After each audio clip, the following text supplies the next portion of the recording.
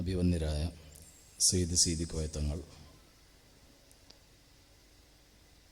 വേദിയിലുള്ള പ്രഗത്ഭരായ നേതാക്കൾ, സഹോദരങ്ങളെ, ജനാധിപത്യത്തെ സ്വതന്ത്രമാക്കുക എന്ന പ്രമേയത്തിൽ SYS കേരളത്തിലെ എല്ലാ ജില്ലകളിലും നടത്തിവരുന്ന വ്യത്യസ്ത പരിപാടികളിൽ ഒന്നാണ് ഇവിടെ നടന്നുകൊണ്ടിരിക്കുന്നത്.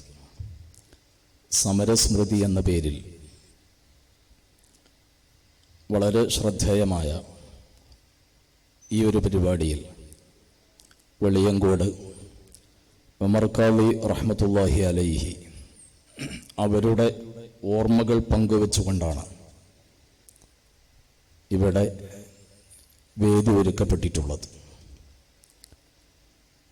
സ്വാതന്ത്ര്യം തന്നെ ഏറ്റവും വലുത് എന്ന് വിശ്വസിച്ചും അത് നെഞ്ചു വിരിച്ച് ഉറക്കെ വിളിച്ചു പറഞ്ഞു പോരാട്ട വീഥിയിൽ സർവം സമർപ്പിക്കാൻ സജ്ജമായ ഒരു സംഘത്തിൻ്റെ മുൻനിരയിലെ പോരാളിയായിരുന്നു ബഹുമാനപ്പെട്ട ഉമർ ഖാളി റഹിമഹുല്ലാഹ്.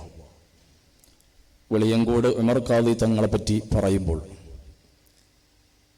ഏതൊരു ധീരരുടെയും പിന്നിൽ അവർ ജനിച്ചു വളർന്ന മണ്ണിൻ്റെ മണമുണ്ട്, ഗുണമുണ്ട്.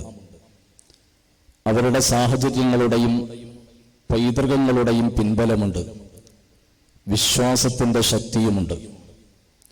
വെളിയങ്കോട് എന്ന് പറയുന്ന ദേശം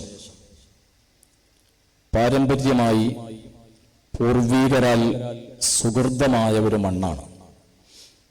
ആ മണ്ണിൻ്റെ മഹത്വം നമുക്കൊക്കെ അറിയാവുന്നതുപോലെ തന്നെ സമരത്തിൻ്റെതാണ്, വിജ്ഞാനത്തിൻ്റെതാണ്, സംസ്കാരത്തിൻ്റെതാണ്, ഏറ്റവും വലിയ സാമൂഹ്യ വിപ്ലവത്തിൻ്റെതാണ്.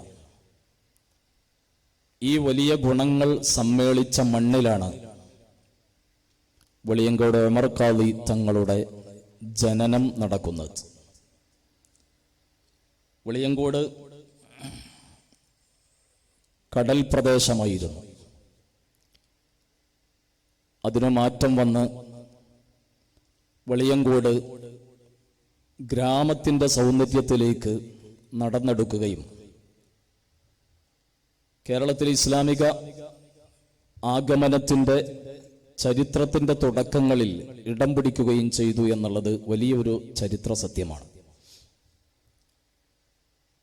കേരളത്തിൽ നിന്ന് അറേബ്യയിലേക്ക് പോയി മുത്തുനബി സല്ലല്ലാഹു അലൈഹി വസല്ലം തങ്ങളെ ആശ്ലേഷിക്കാൻ സൗഭാഗ്യം സിദ്ധിച്ച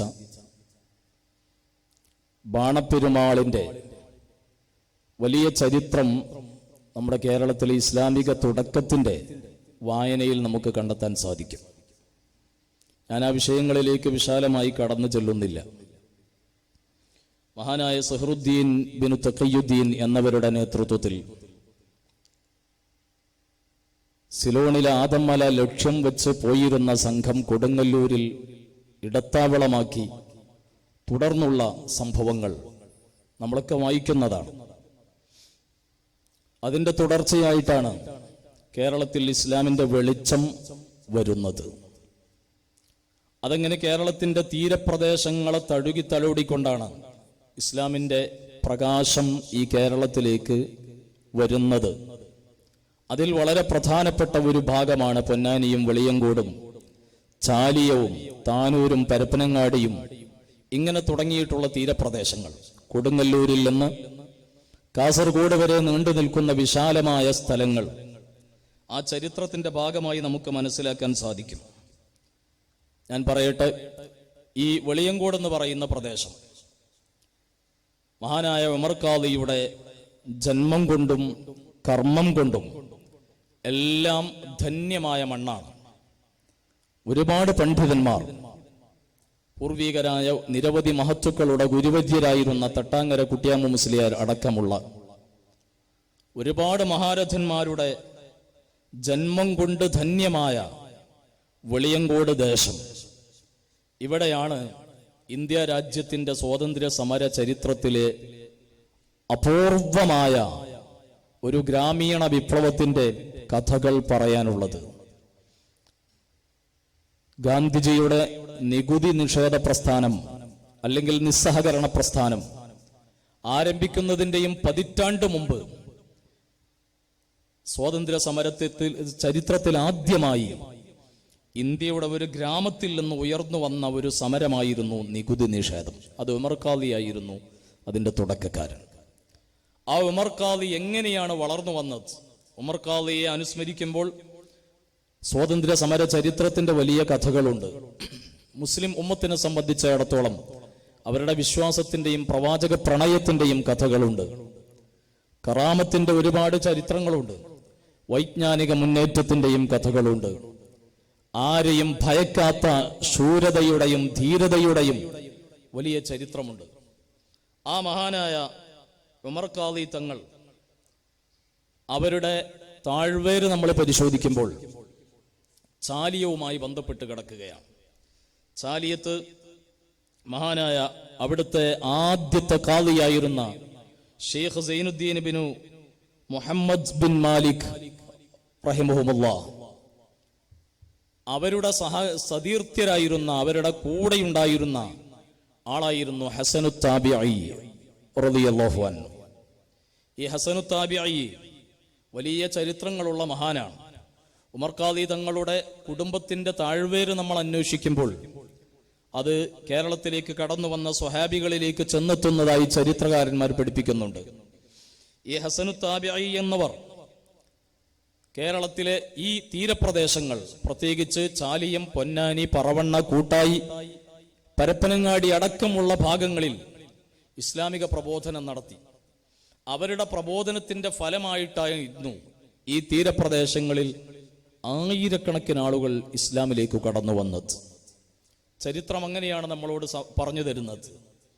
അങ്ങനെ തീരപ്രദേശങ്ങളിൽ ഇസ്ലാമിക ആശ്ലേഷത്തിന് ആക്കം കൂട്ടിയ പ്രബോധനത്തിന്റെ ഒരു മാതൃകാ ചരിത്രം തീർത്ത മഹാനായ ഹസനു താബിഈ, അവരുടെ മകൻ അബ്ദുല്ലാഹിബിൻ ഹസനു താബിഈ, അവരുടെ ഉത്തരവാദിത്തം പഴയകാലത്തെ പൂർവീകരായ നമ്മുടെ ഉലമാഇന്റെ പ്രവർത്തന മണ്ഡലം നമ്മൾ പരിശോധിക്കുമ്പോൾ ഇന്നത്തെ പോലെ സാങ്കേതികമായ സംവിധാനങ്ങൾ ഇല്ലാത്ത ഒരു കാലത്ത്, സിസ്റ്റമാറ്റിക്കായ സംവിധാനങ്ങൾ ഇല്ലാത്ത ഒരു കാലത്തും അവർ അന്നത്തെ കാലത്തിനനുസൃതമായ ശാസ്ത്രീയ സംവിധാനങ്ങളുടെ സംഘാടന സ്വഭാവം സ്വീകരിച്ചിരുന്നു. മഹാനായ അബ്ദുല്ലാഹിബ്നു ഹസനു താബിഈ എന്നവർ, ഹസനു താബിഈയുടെ മകൻ, അവർ ചാലിയം മുതൽ തിരൂരങ്ങാടി വരെയുള്ള ഭാഗങ്ങളായിരുന്നു ഇസ്ലാമിക പ്രബോധനത്തിനു വേണ്ടി തെരഞ്ഞെടുത്തത്. ആ ഭാഗങ്ങളിൽ ഖാദിയും അവിടെയുള്ള കൈകാര്യകർത്തൃങ്ങളുടെ എല്ലാം നേതൃത്വവുമായി മഹാനവറുകൾ ചരിത്രത്തിൽ നിറഞ്ഞു നിൽക്കുന്നത് നമുക്ക് കാണാൻ സാധിക്കും. അവരുടെ മകനാണ് ഹസനു താബിഈയുടെ മകൻ അബ്ദുല്ലാഹിബിൻ ഹസനു താബിഈ. അവരുടെ മകൻ ഉമർ ബിൻ അബ്ദുല്ലാഹിബിൻ ഹസനു താബിഈ. അവർ താനൂരിലേക്ക് വന്നു. ആ താനൂരിൽ വന്ന് വലിയ നേതൃത്വം നൽകുകയാണ്. ഉമർ ബിൻ അബ്ദുല്ലാഹിബിൻ ഹസനു താബിഈയുടെ പ്രവർത്തനം കാരണമായി നിരവധി ആളുകൾ പരിശുദ്ധമായ ദീനിലേക്ക് കടന്നു വന്നതായി നമുക്ക് കാണാൻ കഴിയുന്നു. താനൂരിൽ വന്നു, അവിടെ സ്ഥിരതാമസമാക്കി, അവിടെ കാളിയാരകം എന്ന പേരിൽ ഒരു ഭവനം സ്ഥാപിക്കുകയാണ്. കാളിയാരകം, അങ്ങനെയാണ് താനൂർ കാളിയാരകം വരുന്നത്. ആ ഉമർ ബിൻ അബ്ദുല്ലാഹിബിൻ ഹസനു താബിഈയുടെ പിന്മുറക്കാരിലാണ്, ഈ കാളിയാരകം ഭവനത്തിലാണ് ആലി മുസ്ലിയാർ എന്ന വലിയ ഒരു പണ്ഡിതൻ ജനിക്കുന്നത്. ആലി മുസ്ലിയാർ, ഈ ആലി മുസ്ലിയാരാണ് മഹാനായ ഉമർ ഖാദിയുടെ പിതാവ്. ചരിത്രത്തിന്റെ ഇന്നലകളിലേക്ക് നമ്മൾ അന്വേഷിക്കുമ്പോൾ മഹാനായ ഉമർ ഖാദി തങ്ങൾക്ക് ഇങ്ങനെയുള്ള ഒരു സമരത്തിന്റെ ഊർജവും വീര്യവും എങ്ങനെ ലഭിച്ചു? ചാവക്കാട് ഹജൂർ കച്ചേരിയിലെ തുക്കടി നീബു സാഹിബിനോട് എല്ലാവരും ഭയക്കുന്ന ചാവക്കാട് തുക്കിടിയുടെ മുന്നിൽ നിന്നുകൊണ്ട് വളരെ ധൈര്യത്തോടെ ഗർജിക്കാനുള്ള വീര്യം എവിടുന്ന് ലഭിച്ചു? അവിടെയാണ് അവരുടെ പിതൃപരമ്പരയിലേക്ക് നമ്മൾ അന്വേഷിക്കേണ്ടത്. മഹാനവറുകൾ ഈ ആലി മുസ്ലിയാരുടെ മകനായിരുന്നു. ആലി മുസ്ലിയാർ താനൂർ സ്വദേശിയാണ്. താനൂരിലെ കാളിയാരകം ഭവനത്തിൽ ജനിച്ചു. വെളിയങ്കോട് ദർസ് നടത്തിയവരാണ് ഉമർ ഖാദിയുടെ പിതാവ് ആലി മുസ്ലിയാർ. ഈ ആലി മുസ്ലിയാരുടെ മകനാണ് മഹാനായ ഉമർ ഖാദി തങ്ങൾ. ദീർഘകാലം വെളിയങ്കോട് ജമാഅത്ത് പള്ളിയിൽ ദർസ് നടത്തി. ആ സമയത്താണ് വെളിയങ്കോട്ട് പൗരാണിക കുടുംബമായ കാക്കത്തറയിൽ മുഹമ്മദ് എന്നവരുടെ സ്വാലിഹത്തായ ഒരു മകൾ ആമീന എന്നവരെ കല്യാണം കഴിക്കുന്നത്. ആലി മുസ്ലിയാർ കല്യാണം കഴിച്ചു, വെളിയങ്കോട് താമസമാക്കി. ആ ആലി മുസ്ലിയാരുടെയും ആമിനയുടെയും ദാമ്പത്യ ജീവിതത്തിൽ വിരിഞ്ഞ പുത്രനാണ് മഹാനായ നമ്മുടെ സ്മര്യപുരുഷനായ ഉമർ ഖാദി അൽ ബിലങ്കൂത്തി റഹ്മത്തുള്ളാഹി അലൈഹി. മഹാനവറുകളുടെ ചരിത്രം അങ്ങനെയാണ്. മഹാനായ ഉമർ ഖാദി തങ്ങൾ കൊച്ചുപ്രായം പിച്ച വെച്ച് വളരുകയാണ്. പിതാവ് ആലി മുസ്ലിയാർ വെളിയങ്കോടെ എല്ലാവരുടെയും അംഗീകാരം സമ്പാദിച്ച ഈ നാട്ടുകാരുടെ ഖാദിയും മുദരിസുമായി ഈ നാടിനും പരിസര പ്രദേശങ്ങൾക്കുമെല്ലാം നേതൃത്വം നൽകി മുന്നോട്ട് പോകുന്ന മഹാനായ ആലി മുസ്ലിയാർ അവരുടെ മകനായി റബീഉൽ അവ്വൽ 10 ഹിജറ 1177 ക്രിസ്തുവർഷം 1765 ഓഗസ്റ്റ് 26 മഹാനായ ഉമർ ഖാദി തങ്ങൾ ജനിക്കുന്നത്. ഉമർ ഖാദി തങ്ങളെ, ആ ചെറിയ മകനെ വളർത്താൻ പിതാവിന് എന്തൊരു താല്പര്യമായിരുന്നു. വെളിയങ്കോടും പൊന്നാനിയിലും വരുന്ന അന്നത്തെ വലിയ ആലിമീങ്ങളുടെ അടുക്കൽ കുഞ്ഞിനെ കൊണ്ടുപോയി മന്ത്രിപ്പിക്കും. അവരുടെ ഉപദേശങ്ങളിലൂടെ തെർബിയത്ത് നടത്തും. അങ്ങനെ വളർന്ന മഹാനായ ഉമർ ഖാദി എന്ന് പറയുന്ന കുഞ്ഞ്, അവരുടെ ജ്യേഷ്ഠനുണ്ടായിരുന്നു, കുട്ടൂസ എന്ന പേരായിരുന്നു. കുട്ടി ഹസൻ, അത് ലോപിച്ചതാണ് കുട്ടൂസയായത്. 3-4 പെങ്ങന്മാരുണ്ട്. അവരിൽ നിന്നൊക്കെ ഭിന്നരായി ഏറ്റവും നല്ല രൂപത്തിൽ ചെറിയ കുഞ്ഞ് വളരുകയാണ്. 7ാമത്തെ വയസ്സിൽ പ്രിയപ്പെട്ട മാതാവ് ഈ ലോകത്തോട് വിട പറഞ്ഞു. 10 വയസ്സായപ്പോ ഉപ്പയും ആലി മുസ്ലിയാരും ഈ ലോകത്തോട് വിട പറഞ്ഞു. 10ാമത്തെ വയസ്സിൽ ഉമർ ഖാദി താനൂരിൽ ദറസിന് പോയി, പഠിക്കാൻ പോയി. അക്കാലയളവിൽ ഉപ്പയുടെ അടുക്കൽ നിന്ന് 3 വർഷക്കാലം ചെറിയ പ്രാഥമിക പഠനങ്ങളൊക്കെ നടത്തി.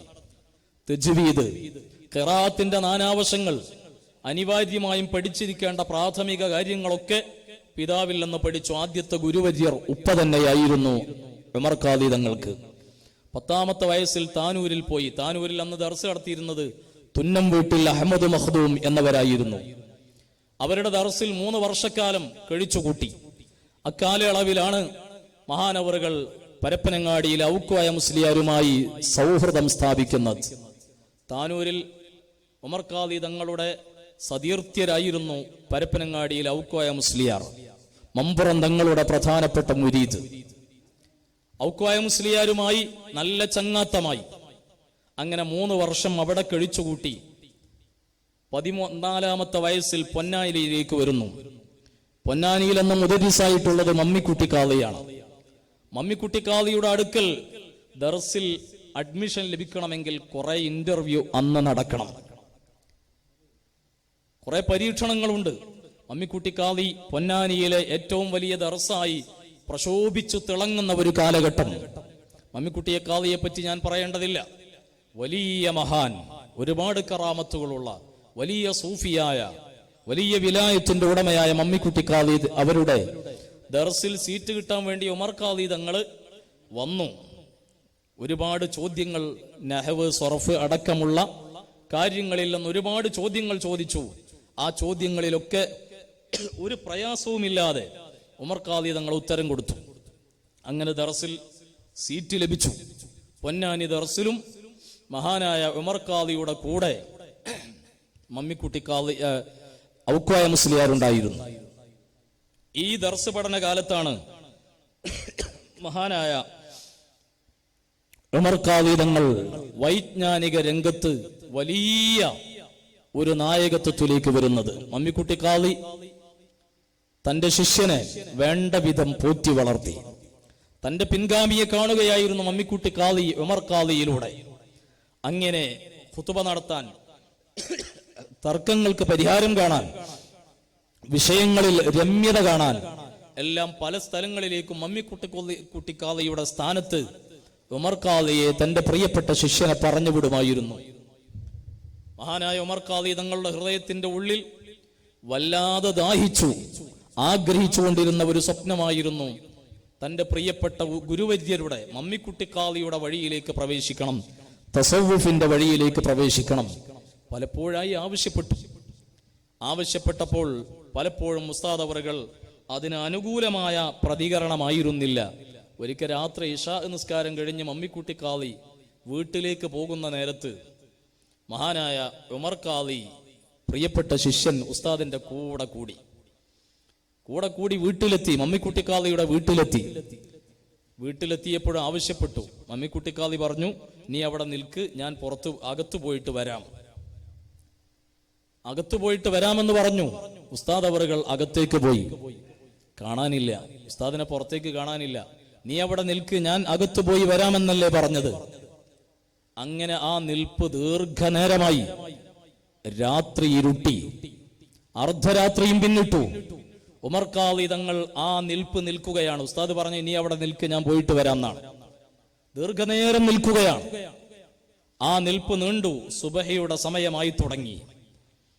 അപ്പോ തഹജ്ജുദ് നിസ്കാരവും കഴിഞ്ഞ് ഉസ്താദ് സുബഹിന്റെ ബാങ്ക് കേട്ട് സുന്നത്ത് നിസ്കരിച്ച് പള്ളിയിലേക്ക് പോകാൻ വേണ്ടി വാതിൽ തുറന്ന് പുറത്തേക്ക് ഇറങ്ങിയപ്പോൾ ഒരാളിങ്ങനെ നിൽക്കുകയാണ്. ഉസ്താദ് ചോദിച്ചു, ആരാണിത് ചോദിച്ചു. ഉമറാണ് എന്ന് പറഞ്ഞു. ഉമറാണ് നിൽക്കുന്നത്. നീ എന്താ അവിടെ നിൽക്കുന്നത്? ഇന്നലെ രാത്രി ഉസ്താദ് ഇവിടെ നിൽക്കാൻ പറഞ്ഞതാണ്, തിരിച്ചു വരും, നിൽക്കാൻ പറഞ്ഞതാണ്. അപ്പൊ നീ ഉറങ്ങിയിട്ടില്ലേ? ഉറങ്ങിയിട്ടില്ല. നിൽക്കാൻ പറഞ്ഞതുകൊണ്ട് അങ്ങനെ നിൽക്കുകയാണ്. എത്ര മണിക്കൂറാണ് നിന്നത്?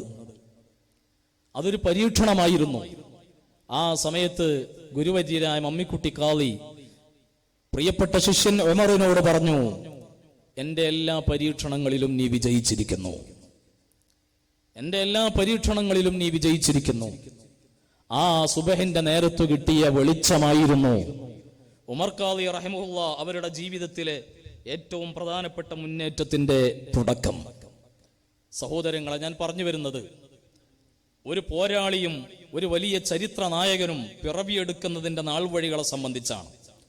പെട്ടെന്ന് ഉദയം ചെയ്യുകയല്ല, നിരന്തരമായ തപസ്യകളിലൂടെ, കഠിനമായ ശ്രമങ്ങളിലൂടെ രൂപപ്പെടുന്നതാണ്.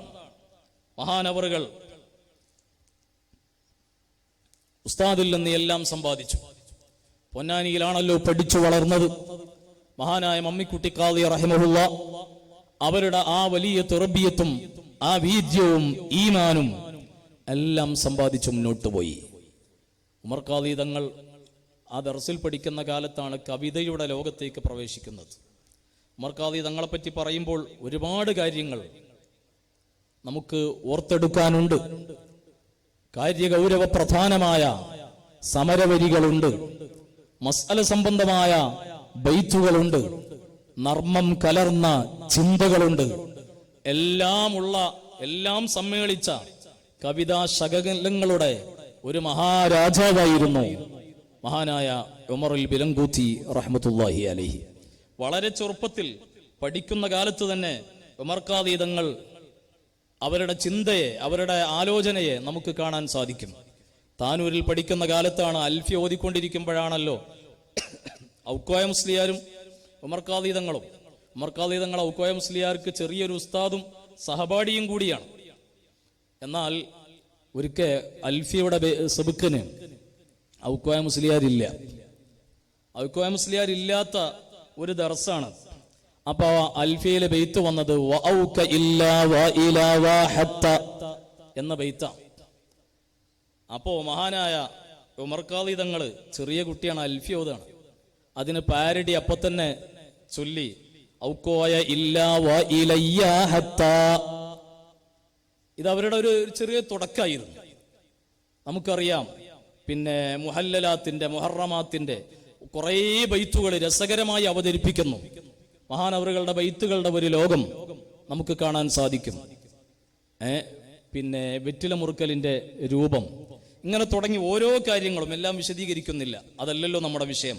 ഞാൻ പറഞ്ഞു വരുന്നത്, മഹാനായ ഉമർ ഖാദി തങ്ങളുടെ ആ ഒരു മുന്നേറ്റത്തിന്റെ കഥ നമ്മൾ പഠിക്കുമ്പോൾ അവിടുത്തെ പിതൃപാരമ്പര്യമുണ്ട്, ഗുരുക്കന്മാരുടെ വലിയ പൊരുത്തമുണ്ട്.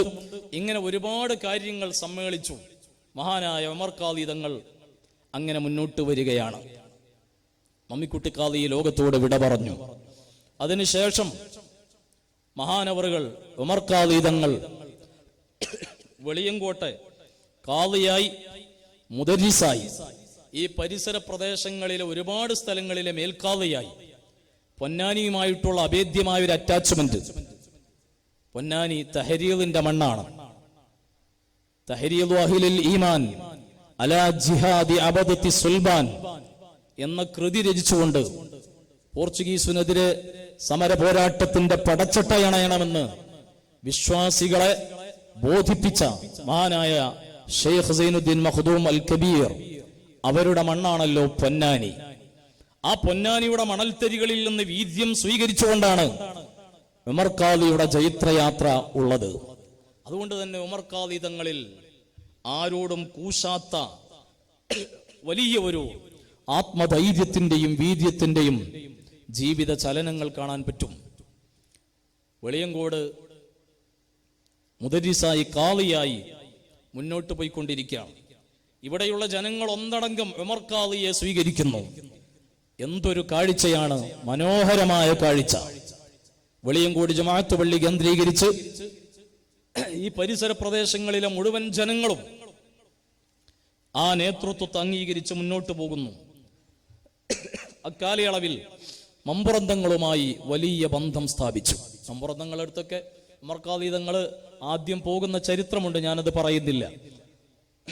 മമ്പുറന്തങ്ങൾ തൻ്റെ മുരീദാകാനിരിക്കുന്ന, ശിഷ്യനാകാനിരിക്കുന്ന ഉമർ ഖാദിയുടെ മനസ്സ് വായിക്കുകയും പ്രതികരിക്കുകയും ചെയ്ത കഥകളുണ്ട്. രണ്ട് മഹാഗുരുക്കന്മാരാണ് ഉമർ ഖാദിയുടെ ജീവിതത്തെ നയിച്ചത്. ഒന്ന് മമ്മിക്കുട്ടി ഖാദിയാണ്, മറ്റൊന്ന് മൗലദ്ദബീല സയ്യിദ് അലവി തങ്ങൾ മമ്പുറം ഖദ്ദസല്ലാഹു സിർറഹ് വനഫഅനാ ബിഹി ഫിദ്ദാറൈൻ. ഈ രണ്ട് മഹാന്മാരാണ് ഉമർ ഖാദി തങ്ങളെ എല്ലാ അർത്ഥത്തിലും മുന്നോട്ട് നയിച്ചത്. മമ്പുറം തങ്ങളുടെ ആ വലിയ ഒരു ചരിത്രം ഉമർ ഖാദി തങ്ങൾ അവിടുത്തെ ജീവിതത്തെ അനുഭവിച്ചു, മമ്പുറത്തെ ജീവിതത്തെ അനുഭവിച്ചു. ഇതെല്ലാം കൂടിയായി മുന്നോട്ട് പോകുന്നു. ആ ഇടക്കാണ് വെളിയങ്കോട് ചില കാര്യങ്ങൾ നടക്കുന്നത്. അത് മറ്റൊന്നുമായിരുന്നില്ല, 1772 1823 ഇടയിൽ നമ്മുടെ പ്രദേശങ്ങളിൽ 83 ലഹളകൾ നടന്നിട്ടുണ്ട്. വൈദേശികാധിപത്യം വ്യത്യസ്ത ഭാവങ്ങളിലും നിറങ്ങളിലും ഈ രാജ്യത്തെ നക്കിത്തുടക്കാൻ രംഗത്ത് വന്നപ്പോൾ എല്ലാ ശക്തിയും ഉപയോഗിച്ചുകൊണ്ട് അതാതു കാലത്ത് രാഷ്ട്രനായകന്മാരും നമ്മുടെ നേതാക്കളും ധീരമായി ചെറുത്തു തോൽപ്പിച്ചു എന്നുള്ളത് സ്വാതന്ത്ര്യ സമര ചരിത്രം പഠിക്കുന്ന ആർക്കും അറിയാവുന്നതാണ്. അവിടെ രക്തദായികളായി കടന്നു വന്ന രാക്ഷസന്മാർ നാക്ക് നീട്ടിയപ്പോൾ അവരുടെ നാക്കരിയാനായിരുന്നു മുന്നോട്ട് വന്നത്, അവരുടെ ചെരുപ്പ് നക്കാനായിരുന്നില്ല. ഇതായിരുന്നു നമ്മുടെ പൂർവികരായ ധീരദേശാഭിമാനികളുടെ ചരിത്രം. ആ ചരിത്രത്തിന്റെ വലിയ ഒരു നക്ഷത്രമായിരുന്നു മഹാനായ സയ്യിദുനാ ഉമറുൽ ബിലങ്കൂത്തി റഹ്മത്തുള്ളാഹി അലൈഹി. വെളിയങ്കോട് അംശം അധികാരി മഹാനായ ഉമർ ഖാദിയുടെ വീടിന്റെയും ഭൂമിയുടെ സ്വത്തിന്റെ നികുതി പിരിക്കാൻ വരുന്നു. ഉമർ ഖാദിയുടെ ആത്മമിത്രമായിരുന്നു സൈനുദ്ദീൻ മരക്കാർ സാഹിബ്. വെളിയങ്കോട് പള്ളിയുടെ മുന്നാരത്ത് നമ്മൾ കാണുന്ന ചെറിയ പൊട്ടിയ രൂപത്തിൽ കാണുന്ന ഖബറിൽ കിടക്കുന്നത് മഹാനായ ഉമർ ഖാദി തങ്ങളുടെ ആത്മമിത്രമായി പതിറ്റാണ്ട് കൂടെ ഉണ്ടായിരുന്ന സൈനുദ്ദീൻ മരക്കാർ സാഹിബിന്റേതാണ്. ഉമർ ഖാദിയുടെ വീട്ടിലേക്ക് വെളിയങ്കോട് ദേശം അധികാരി പണം പിരിക്കാൻ, നികുതി പിരിക്കാൻ വരുന്നു എന്നറിഞ്ഞപ്പോൾ ഉമർ ഖാദിയുടെ സ്വഭാവം അറിയുന്ന മരക്കാർ സാഹിബ് ആ അധികാരിയെ തടഞ്ഞു വെച്ച് പറഞ്ഞു, നിങ്ങൾ ഖാദിയുടെ അടുക്കലേക്ക് ഇപ്പൊ പോകരുത്, ഖാദിയുടെ അടുക്കലേക്ക് പോയാൽ പ്രശ്നമാകും, ഖാദി നികുതി തരൂല. ഖാദിയുടെ പിന്നിലാണ് ഇവിടെയുള്ള ആബാലവൃദ്ധം ജനങ്ങൾ, ഇവിടെ വലിയൊരു പ്രശ്നമാകും. അധികാരി ചോദിച്ചു, പിന്നെന്തു ചെയ്യും? ഖാദിയുടെ നികുതി ഞാൻ അടക്കാം, ഖാദിയുടെ നികുതി ഞാൻ തരാം. അങ്ങനെ ഖാദിയുടെ നികുതി തൽക്കാലം ഈ മരക്കാർ സാഹിബ് അടച്ചു തീർത്തു. മരക്കാർ സാഹിബ് ഈ ലോകത്തോട് വിട പറഞ്ഞു. അതിനുശേഷവും ആ അധികാരി സ്വത്തിന് നികുതിക്ക് വേണ്ടി ഉമർ ഖാദിയുടെ മുന്നിലേക്ക് വരാനിരിക്കുന്നു. പലരും എതിർത്തു നോക്കി. പക്ഷെ ആ അധികാരിക്കുള്ള ശക്തി എന്താണ്? ചാവക്കാട് തുക്ടിയിലെ സായിപ്പാണ്. അവിടെ നിന്നുള്ള ഹുജൂർ കച്ചേരിയിൽ നിന്നുള്ള നിർദ്ദേശമാണ്. ആ നിർദ്ദേശം അനുസരിച്ച് പിരിവെടുക്കാമെന്നു ഉമർ ഖാദിയുടെ മുന്നിൽ വന്നപ്പോൾ ഉമർ ഖാദി പറഞ്ഞു, അള്ളാഹുവിന്റെ ഭൂമിക്കൊന്നും ഞാൻ നികുതി തരൂല. ഈ വിവരം ഉടൻ തന്നെ പ്രാദേശിക അധികാരികൾ ചാവക്കാട് കച്ചേരിയിലേക്ക് കൈമാറി. ഈ ചാവക്കാട് കച്ചേരി എന്ന് പറഞ്ഞാൽ മലബാർ കലക്ടറുടെ കീഴിലുള്ള ഏരിയയാണ്. ബ്രിട്ടീഷ് ഭരണത്തിൽ മലബാർ കലക്ടറുടെ കീഴിലുള്ള ഏരിയകളാണ്. ഈ ഭാഗത്തൊക്കെ ചാവക്കാട് കച്ചേരിയുമായി ബന്ധപ്പെട്ടായിരുന്നു ബ്രിട്ടീഷുകാരുടെ അധിനിവേശം ഭരണം നടന്നിരുന്നത്.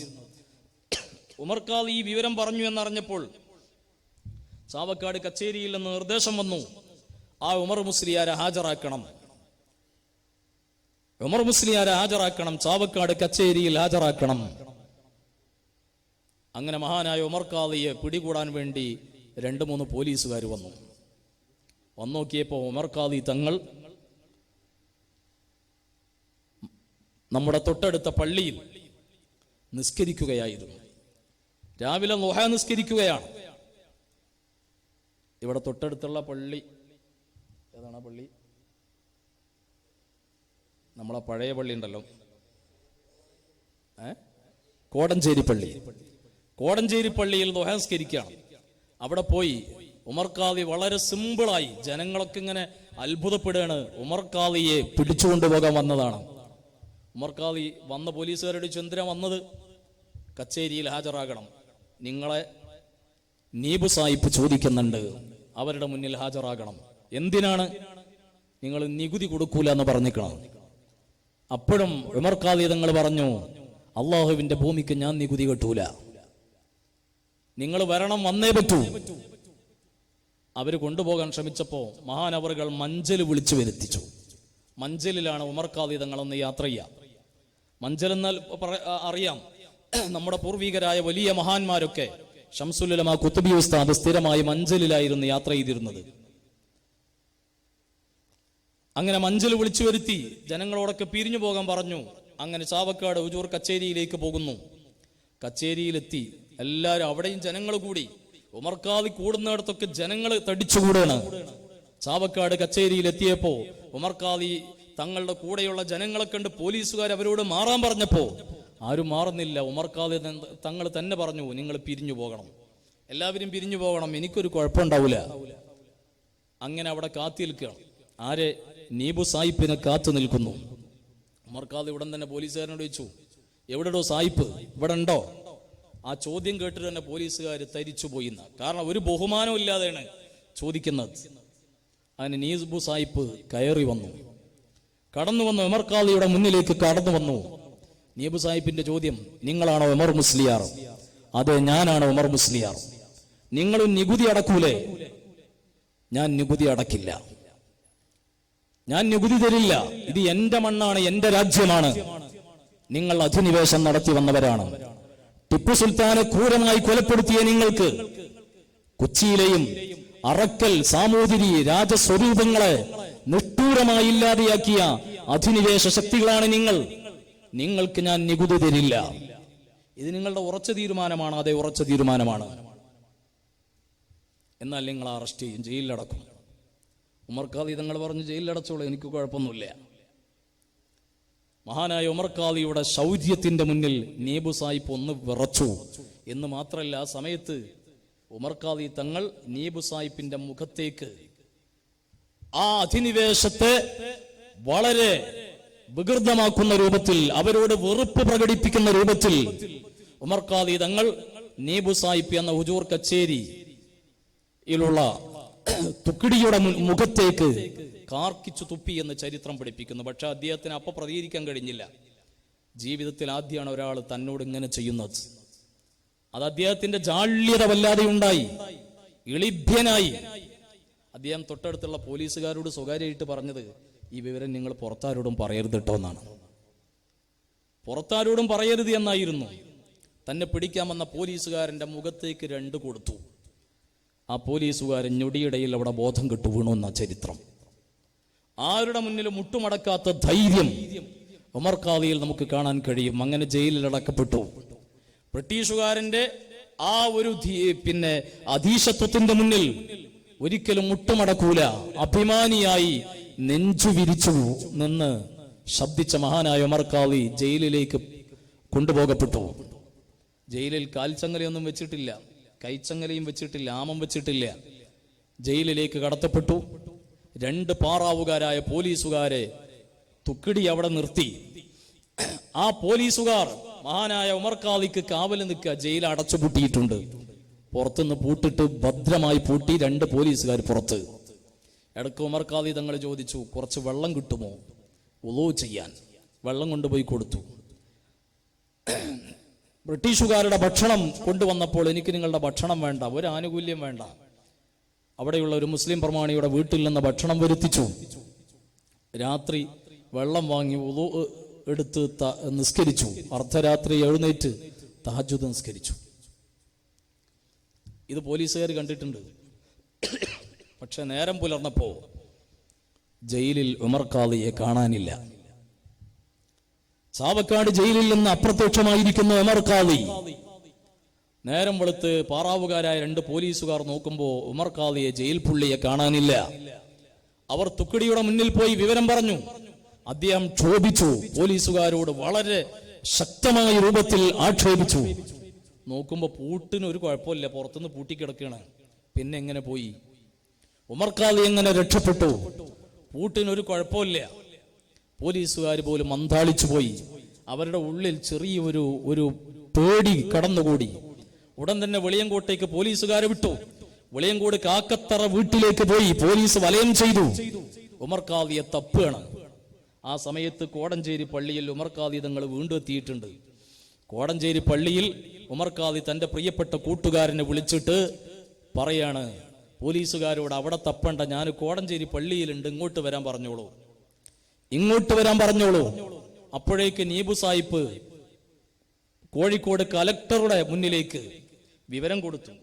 ആ കലക്ടർ മെക്രിൻ സാഹിബ് എന്ന് പറയുന്ന കലക്ടർ, അദ്ദേഹം ഉടൻ കോഴിക്കോട് നിന്ന് പോലീസുകാരെ വെളിയങ്കോട്ടേക്ക് പറഞ്ഞയച്ചു. കാരണം ഭരണാധികാരികളെ വ്യക്തമായി വിമർശിക്കുന്ന, ചോദ്യം ചെയ്യുന്ന ഇദ്ദേഹത്തിന് വെച്ചു നിർത്താൻ പറ്റൂല. കേസ് ഉന്നതങ്ങളിലേക്ക് പോവുകയാണ്. മെക്രിൻ സാഹിബ് കോഴിക്കോട് കലക്ടർ പോലീസുകാരങ്ങോട്ട് പറഞ്ഞയച്ചു. ആ പോലീസുകാരാണ് കോടഞ്ചേരി പള്ളിയിൽ വീണ്ടും വരുന്നു. വലിയ ആളും ബഹളവും ഒക്കെയായി. പക്ഷെ ഉമർ ഖാദി തങ്ങൾക്ക് ലവലേശം പേടിയില്ല. ഒരൽപ്പം പോലും ഭയമില്ലാതെ സുസ്മേരവദനായി പുഞ്ചിരിച്ച് എല്ലാം നേരിടുകയാണ്. ജനങ്ങളോട് അവിടുന്ന് പിരിഞ്ഞു പോകാൻ പറഞ്ഞു. അവിടുന്ന് മഞ്ചലിലാണ് ഉമർ ഖാദി കോഴിക്കോട്ടേക്ക് പോകുന്നത്. കൂടെയുള്ള പോലീസുകാർ കൊണ്ടുവന്ന വാഹനത്തിലൊന്നും കയറിയില്ല. പോലീസുകാർ പിന്നിലും മഞ്ചലിൽ ഉമർ ഖാദി മുന്നിലും. വലിയ പാരാവാരം ജനങ്ങൾ കോഴിക്കോട്ടേക്ക് ഉമർ ഖാദിയെ അനുഗമിക്കുന്നു. ഓരോ പ്രദേശത്തു നിന്നും ചാവക്കാട് ജയിലിലേക്ക് പോകുമ്പോൾ, ഹുജൂർ കച്ചേരിയിലേക്ക് പോകുമ്പോൾ, ചാവക്കാട് വരെ ജനങ്ങൾ ഓരോ പ്രദേശത്തു നിന്നും ഉമർ ഖാദിയെ വരവേൽക്കുന്ന, അല്ലെങ്കിൽ ഉമർ ഖാദിയുടെ പിന്നാലെ കൂടി പരുഷാരം, ആ ഒരു വലിയ കാര്യത്തിന് സാക്ഷികളാവുകയില്ല, പ്രതിഷേധിക്കുകയാണ്. പോലീസുകാരാകെ പേടിച്ചുപോയി. ഇവിടെ വലിയ കലാപം പൊട്ടിപ്പുറപ്പെടും, രമ്യമായി പരിഹരിക്കണം. കോഴിക്കോട് കലക്ടർ മെക്രിൻ സാഹിബിന്റെ മുന്നിൽ ഉമർ ഖാദിയെ ഹാജരാക്കി. അദ്ദേഹം ഉമർ ഖാദിയുടെ ജനപിന്തുണ മനസ്സിലാക്കി വളരെ ബഹുമാനത്തോടെയാണ് സംസാരിക്കുന്നത്. നിവൃത്തിയില്ല. ഉമർ ഖാദിയോട് വളരെ ബഹുമാനത്തോടെ മെക്രിൻ സാഹിബ് സംസാരിക്കുന്നു. അങ്ങനെ 1819 ഡിസംബർ 18 കോഴിക്കോട് ജയിലിൽ ഉമർ ഖാദിയെ കയറ്റുകയാണ്. ഈ വിവരം മഹാനായ മമ്പുറം തങ്ങൾക്ക് ഉമർ ഖാദി തങ്ങൾ ഒരു പദ്യമായി കത്തിലൂടെ കൊടുത്തയക്കുന്നുണ്ട്. മമ്പുറം തങ്ങളുടെ അടുക്കലേക്ക് വിവരമെത്തി. സഹോദരങ്ങളെ നമ്മൾ മനസ്സിലാക്കണം, അന്ന് അധിനിവേശ ശക്തികളോട് ചെറുത്തു നിൽക്കുന്നതിൽ നമ്മുടെ ആത്മീയ നേതൃത്വത്തിന്റെ വലിയ ഒരു സമരപാതയാണ്, ബന്ധമാണ് നമുക്ക് കാണാൻ കഴിയുന്നത്. കോഴിക്കോട് ജയിലിൽ അടക്കപ്പെട്ട മഹാനായ ഉമർ ഖാദി തന്റെ ആത്മീയ ഗുരുവിന്റെ മുന്നിലേക്ക്, തന്റെ ജയിൽ അനുഭവങ്ങൾ, ആ ഒരു അവസ്ഥ പദ്യമായി അവതരിപ്പിച്ചപ്പോ, ആ കത്ത് കിട്ടിയിട്ട് പദ്യത്തിന്റെ കവിതാശകലം കിട്ടിയപ്പോ മഹാനായ മമ്പുറം അത് വായിച്ച് ഒരു നേരം കണ്ണീരൊഴുക്കി. ആ തിരൂരങ്ങാടിയിലും പരിസരത്തുള്ള പ്രമാണിമാരെയൊക്കെ വിളിച്ചുകൂട്ടി. എന്തു ചെയ്യണം? ഉമർ ഖാദിയെ കോഴിക്കോട് കലക്ടർ അറസ്റ്റ് ചെയ്തിട്ടുണ്ട്, ജയിലിൽ അടച്ചിട്ടുണ്ട്. അവിടെ ഒരുമിച്ച് കൂടിയ ആളുകൾ പറഞ്ഞു, അത് പ്രശ്നമാക്കണ്ട, നമുക്ക് ഒരുമിച്ച് പോകാം. കോഴിക്കോട് കലക്ടർ മെക്രിൻ സാഹിബിന്റെ ഇരിപ്പിടവും അദ്ദേഹത്തിന്റെ കൊട്ടാരവും ജയിലും നമുക്ക് തകർക്കാം, ഞങ്ങൾ റെഡിയാണ്. തിരൂരങ്ങാടിയിലെ പോരാളികളായ ആളുകൾ, പ്രമാണികമാര്, ചെറുപ്പക്കാരും മമ്പുറന്നങ്ങളുടെ മുന്നിൽ ഉറക്കെ വിളിച്ചു പറഞ്ഞു, അങ്ങ് സമ്മതിക്കുകയാണെങ്കിൽ ഞങ്ങൾ ഈ നിമിഷം പുറപ്പെടും കോഴിക്കോട്ടേക്ക്, ഉമർ ഖാദിയെ വിമോചിപ്പിക്കും. മമ്പുറന്നങ്ങൾ അവധാനത പാലിക്കണം, ഇപ്പൊ അത് ചെയ്യണ്ട, നമുക്ക് നയപരമായി മുന്നോട്ട് നീങ്ങാം എന്ന് പറഞ്ഞ് അവരെ അടക്കിയിരുത്തുകയാണ്. മമ്പുറന്നങ്ങൾ അടക്കമുള്ളവർ ബന്ധപ്പെട്ടു. അവസാനം ഉമർ ഖാദി അവിടുന്ന് വിമോചിപ്പിക്കേണ്ടി വന്നു. മഹാനായ ഉമർ ഖാദി റഹ്മത്തുള്ളാഹി അലൈഹി അപ്പോഴും ഒരു നിമിഷം ബ്രിട്ടീഷുകാരുടെ ആജ്ഞകൾക്കും ആക്രോശങ്ങൾക്കും അക്രമങ്ങൾക്കും മുമ്പിൽ സമ്മതം പറഞ്ഞില്ല. അവരുടെ ആവശ്യങ്ങളെ പൂർണ്ണമായി നിരാകരിച്ചു. ഈ രാജ്യത്തിനു വേണ്ടി അഭിമാനത്തോടെ സ്വാതന്ത്ര്യ സമരത്തിന്റെ പോരാട്ടത്തിൽ മുന്നിൽ നയിക്കുകയായിരുന്നു.